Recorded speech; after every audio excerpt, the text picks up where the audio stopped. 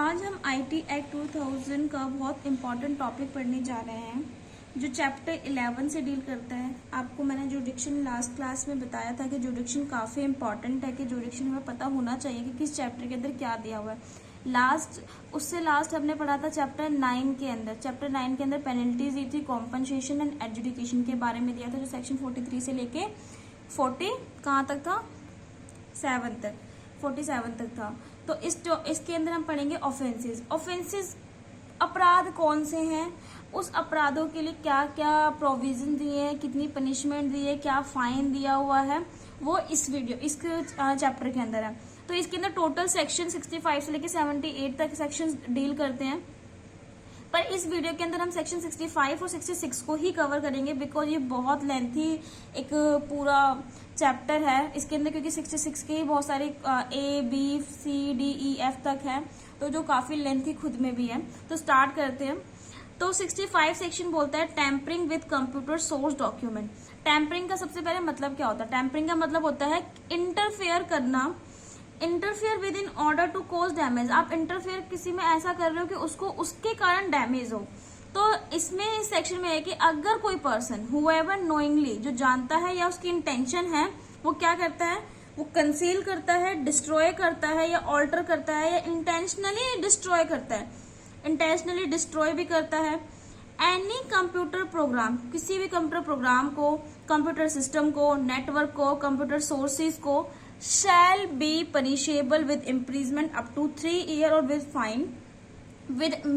which may extend up to 2 lakh rupees और with both। मतलब क्या है इसके अंदर यह है कि उसको जो भी कोई पर्सन इंटरफेयर करेगा किसी और के कंप्यूटर सोर्सेज के अंदर, और उस दूसरे के कंप्यूटर सोर्सेज या किसी और का नेटवर्क क्या करता है, वो चेंज कर देता है या उसको कंसील कर देता है या डिस्ट्रॉय ही कर देता है, तो उसकी जो पनिशमेंट है वो 3 ईयर की इम्प्रीजमेंट है या फाइन है। और जो फाइन है वो 2 लाख रुपीज तक जो है वो एक्सटेंड हो सकती है, या दोनों भी मिल सकती है।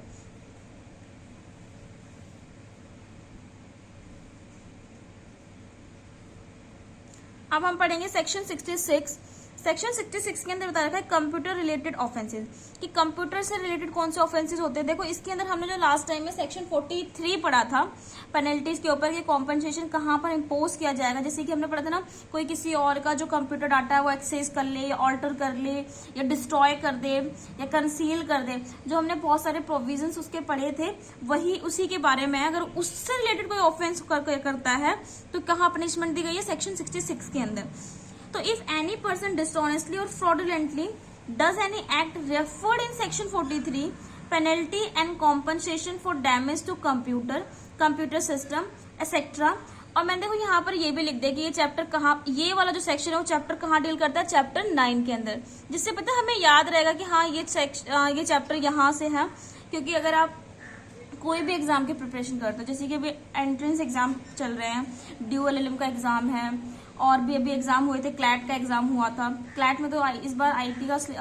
इंफॉर्मेशन टेक्नोलॉजी नहीं आई थी, बट ड्यूअल एलएम में आती है। और उसमें अगर आप लास्ट ईयर का क्वेश्चन पेपर देखोगे तो कम से कम 5-6 क्वेश्चन जो है वो IT एक्ट से आते हैं, और उसमें यही पूछा था, इवन प्रीवियस ईयर का क्वेश्चन पेपर उठाओगे उसमें यही पूछा था कि ऑफेंसेस वाला जो चैप्टर है वो किससे डील करता है, 9 से 10 से 11 से 12 से। तो आपको पता होना चाहिए कि 11 से डील करता है। तो इसलिए मैं चैप्टर को, जो भी चैप्टर किस चैप्टर के अंदर कितने सेक्शन से क्या है, ये थोड़ा सा इस पे मैं ज्यादा ध्यान देती हूँ कि याद हो जाए साथ में वीडियो के। तो अगर कोई पर्सन ऐसा ऑफेंस करता है जो सेक्शन 43 के अंदर है, कि कोई ऑल्टर कर रहा है, एक्सेस कर रहा है, डिस्ट्रॉय कर रहा है किसी अदर पर्सन के सिस्टम को, तो क्या करेगा, he shall be punishable with imprisonment up to 3 year और fine extend up to 5 lakh और बोथ। 3 साल की उसको पनिशमेंट मिलेगी, फाइन भी, और फाइन कितनी 5 लाख तक जा सकती है, और दोनों भी मिल सकता है।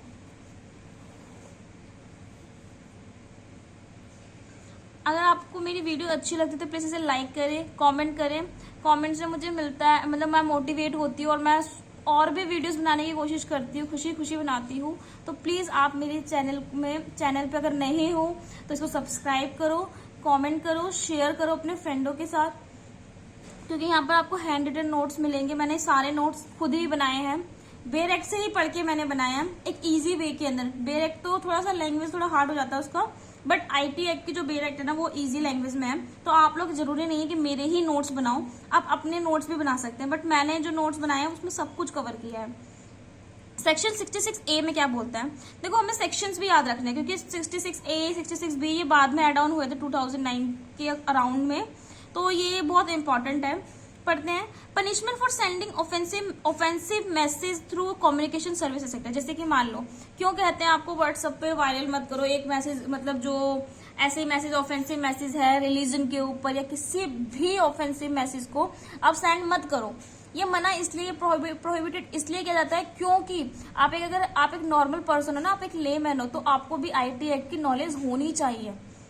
ये एक लॉ के स्टूडेंट के लिए नॉलेजेबल मतलब सब्जेक्ट नहीं है, ये सबके लिए नॉलेजेबल है, क्योंकि अगर आप एक ऑफेंसिव मैसेज करते हो आपको तो नहीं पता ना कि उससे आपको कितनी पनिशमेंट दे रखी है। देखो खुद भी देखो यहाँ पर दे रखी है,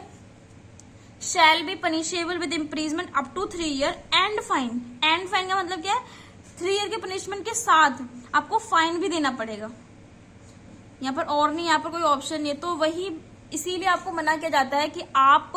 ज्यादा से ज्यादा मतलब जो लोग कहते हैं शेयर करो रिलीजियस के ऊपर, आप रिलीजन के ऊपर बहुत तो वो मैसेज कर देते हो, तो ऐसे ही आप किसी को फॉरवर्ड ना करें। तो punishment, any person who send bye means of computer resources, कोई भी पर्सन सेंड करता है किससे, कंप्यूटर रिसोर्सेज के थ्रू, तो जैसे कि ईमेल हो गया या कोई व्हाट्सएप पे मैसेज भेज दिया या टेलीग्राम पे भेज दिया, ये सब जो चीज है फॉर द पर्पज ऑफ, क्या पर्पज है उसका, पर्पज क्या होता है,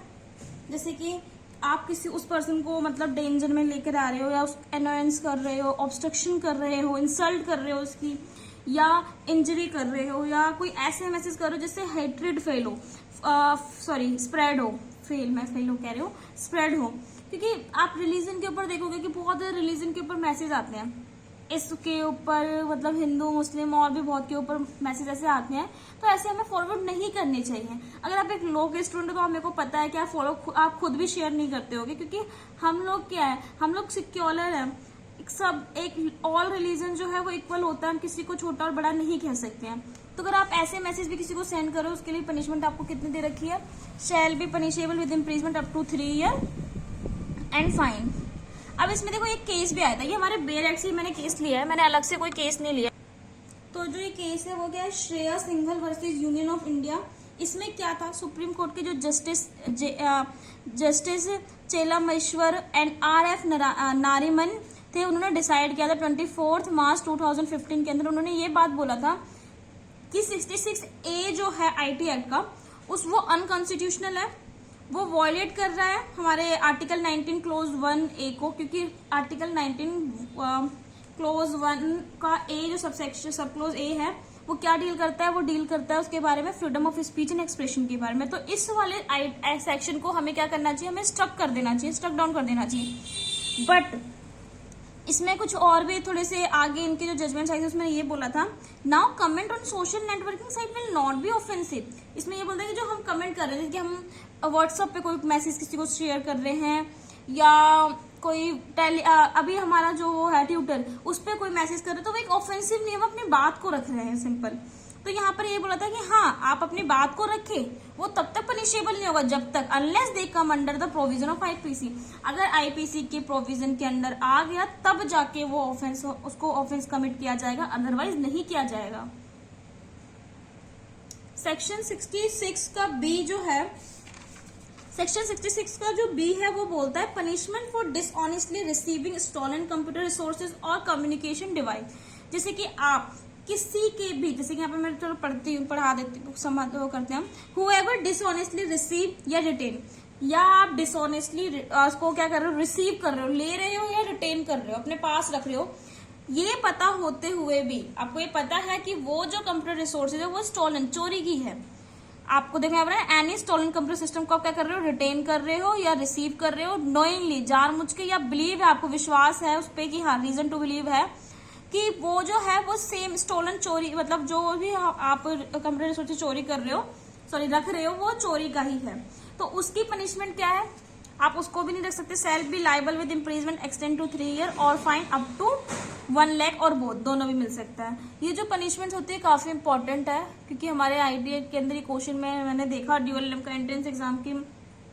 जो यूनिवर्सल की बुक है ना, उसके अंदर आप चेक करना, उसके अंदर आपको इससे रिलेटेड बहुत क्वेश्चंस मिल जाएंगे कि उसकी पनिशमेंट कितनी है, किस सेक्शन के अंदर बताया है, और ये आइडेंटिटी थेफ्ट की सेक्शन कौन सा है, पनिशमेंट फॉर साइबर टेररिज्म जो 66F के अंदर है वो सेक्शन कौन सा है, काफी इंपॉर्टेंट है, तो आपको करना चाहिए। अब पनिशमेंट फॉर आइडेंटिटी थेफ्ट क्या है, हुएवर फ्रॉडुलेंटली और डिसऑनेस्टली मेक यूज, क्या कर रहा है उससे, इलेक्ट्रॉनिक सिग्नेचर, जैसे कि किसी और के सिग्नेचर को वो क्या कर रहा है, चोरी करके अब कहीं और लगा रहा है, पासवर्ड आपने सुना होगा नकली पासवर्ड लोग बनाते हैं, वो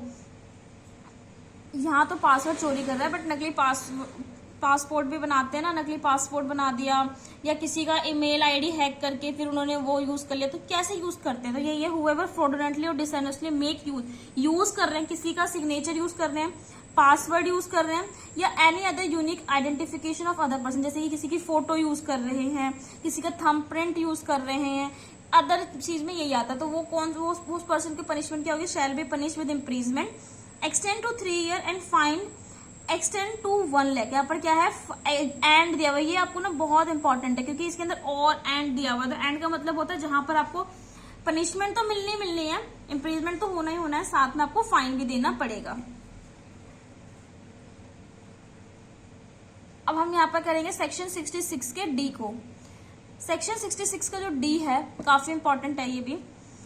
punishment for cheating by personation by using computer resources, जैसे कि मान लो पर्सोनेशन का पहले मतलब है to assume the identity of any other person, जैसे कि मैं अपना आधार कार्ड बना रही हूँ बट मैंने अपने उसकी जगह पे किसी और की आइडेंटिटी रख ली, जैसे कि नाम, फोटो मेरी है या नाम मेरा है, सब कुछ मेरा, पर फोटो किसी और के लगा दी, तो हम क्या यहाँ पर क्या शो कर रहे हैं, यहाँ पर ये शो कर रहे हैं ना कि इस जो ये आइडेंटिटी वाला पर्सन है वो ये है, जिसकी फोटो लगी है वो वाला पर्सन है, तो उसकी पनिशमेंट क्या होगी, shall be liable with imprisonment extend to 3 year and fine extend to 1 lakh rupees. तो देखो यहाँ पर एंड, यहाँ पर भी एंड आ गया, तो यहाँ पर भी एंड का मतलब क्या है आप मुझे कमेंट बॉक्स में बताएं। सेक्शन 66 का ई जो पार्ट है काफी इंपॉर्टेंट है, ये जो 66 सेक्शन है ना काफी इंपॉर्टेंट है, इससे मैंने क्वेश्चंस बहुत सारे देखे थे जब मैं प्रैक्टिस कर रही थी, तो इसमें है punishment for violation of privacy, आप किसी की प्राइवेसी को आप वायलेट कर रहे हो, तो जैसे कि क्या कर रहे हो कि आप किसी की फोटोज कैप्चर कर रहे हो, उसकी इंटेंशन या उसकी कंसेंट नहीं है, आपने उससे परमिशन नहीं ली है और आप उसको उस प्राइवेसी का वायलेशन कर रहे हो, तो उसकी पनिशमेंट क्या होगी, उसकी पनिशमेंट क्या होगी, shall be punish with imprisonment extend to 3 year और fine up to 2 lakh rupees, 3 साल की पनिशमेंट होगी और फाइन कितना पे करना पड़ेगा, 2 लाख रुपीज। तो यहाँ पर यही है, whoever intentionally knowingly इंटेंशनली और जानबूझ के कैप्चर करता है या पब्लिश करता है या ट्रांसमिट करता है, फोटो ट्रांसफर करता है, image of a private area